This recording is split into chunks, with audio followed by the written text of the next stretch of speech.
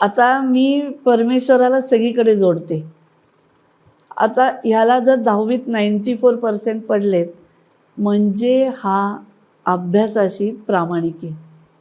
हा अभ्यासाशी प्रामाणिक आहे म्हणून त्याला 94% पडले.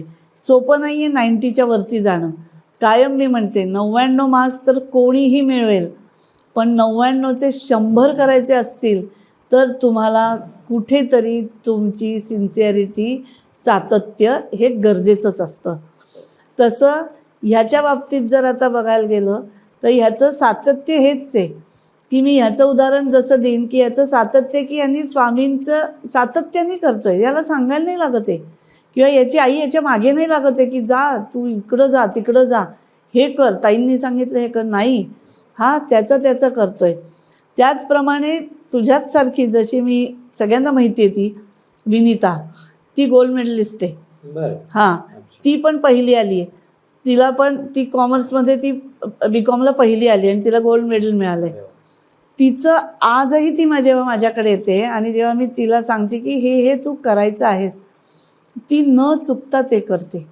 म्हणजे देवाचं सातत्याने करणं ही एक आपल्यातली क्वालिटी आहे. न मिळो. आणि ते मी कायम ते बुद्धीशी जोडते की तुमची जर सातत्याने करायची क्वालिटी असेल तर तुम्हाला नक्कीच 100% यश मिळेल. तुम्ही जसं कराल. आता काही मुलं मी बघते की नाही आम्ही 10 प्रॉब्लेम करणार आहोत, एक दिवस करतात, नंतर करत नाहीत. ती सिन्सिअरिटी गेली की त्यांच्यातलं ते सातत्य जातं आणि मग त्यांना 50%, 60%, 80% हे ज्याच्या त्याच्या ऐपतीप्रमाणे, बुद्धीच्या कुवतीप्रमाणे मिळतं. ऐपत म्हणजे अभ्यासाला जेवढं महत्त्व द्याल ती असं मी म्हणते.